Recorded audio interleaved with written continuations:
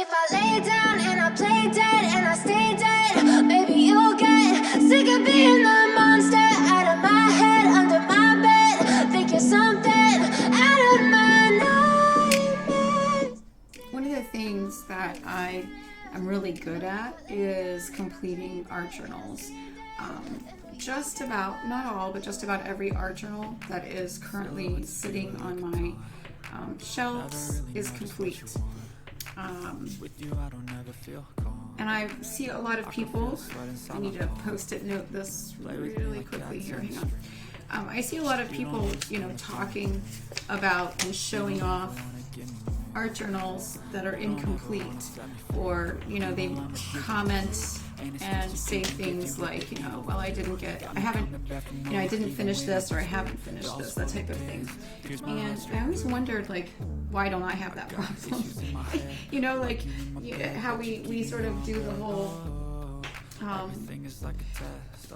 where am I compared to, where everyone else is. Not in a comparison of the work or anything like that, just that, why am I different, or that type of thing. Existential questions that don't matter.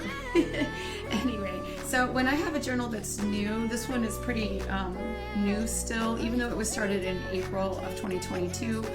For reasons, I haven't had the opportunity to journal like I did in the past for about a year or so. Since before April of 2022. But this journal only has, these are pages that are not complete, and then that's a page where I've just been wiping off paint. So this is, do it this way. This portion is complete. Everything else, except for those two pages I showed you, is pretty much blank. So I consider this to be kind of new. I do generally start working front to back. It doesn't always remain that way. I skip pages and do things like wipe off oops, I flipped the page, wipe off paint, that type of thing in my journals. So at some point, probably around I'm gonna say 2/3 of the way done, I end up with a journal that has a lot of in process pages, a lot of pages that there are additional things I want to be doing on those pages. They're not complete.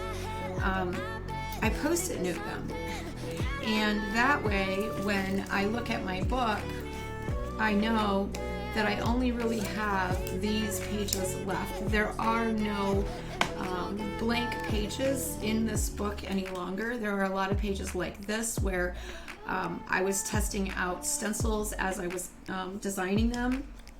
There are quite a few. That's pretty much all that's left. So in my mind, they kind of are blank pages because I haven't done anything but just test out a supply on them. But the best way to keep me organized and to get me to finish it is to post-it note them, because I have a tendency when I come in here or when I have a moment if I'm somewhere else to sit down and work in my journal, the first thing I do is look at all my post-it note pages, because that's where I have earmarked that more work needs to be done. And generally I get a little tiny bump in confidence, I guess you would say, or a little deposit into my artistic account when I get to take one of these off, and I'm like, oh, look at that, it's done. I've done everything I wanted on it, I'm happy. And then eventually when there are no more post-it notes, I'm like, whoa, it's finished, and then I can move on to finishing another one. I love to finish them, I love to start them, I love the whole process. But if you're struggling to finish your journals and you like the little sort of reward kind of sense that you get as you go along, then post-it notes might be a really good way to help you get to the point where you can finish your journals easier. It's less stressful. It's harder for me if I come in and I don't have any post-it notes. I generally start either if I've worked from the front of the journal all the way through, I usually just come in and flip to the back, and you know, I'm just like, okay, this is done, this is done, you know what I mean? And until I get to one that I don't feel is done.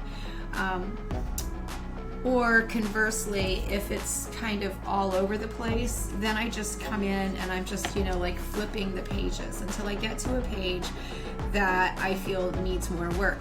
I also noticed that this process with the Post-it notes also keeps me from leaving pages in a journal and moving on to another one and looking back later and saying, because I've done this so many times, why didn't I finish that page? Why is there a blank page here? Or, you know, I clearly intended to do more here and then just didn't. And it's because it got lost in, you know, all the other completed pages. So every once in a while, well, like when I pull the last Post-it note out, the first thing that I'm gonna do is flip back through one more time to make sure that a Post-it note didn't fall off, I didn't miss something, or that there's not a blank page that I didn't realize was blank, or, you know, totally unfinished.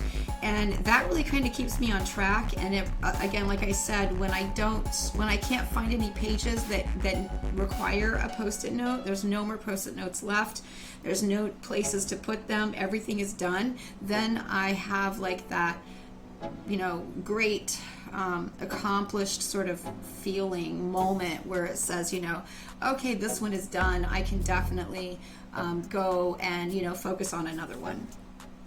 So that just might be a little, you know, it's just part of my process. But for anyone who struggles with that, or if you're new and you're struggling with, okay, how do I finish a whole journal? That's how I help kind of keep myself on track. And yeah, then and also that way I don't have a bunch of in-process journals all the time. Like I see a lot of people are like, you know, I've got my 5 planners and my 16 sketchbooks and my 32 art journals, and, you know, woo, look at me, I've got, and I'm just like, that would make me crazy. So if you too don't want 1,700 things in progress and you actually just want the joy of finishing some, this might help you. It definitely helps me. And I really enjoy, again, like I said, you know, finishing at one and being able to say, oh, I don't need that anymore. And, you know, it's done. So there you go, just a little helpful tip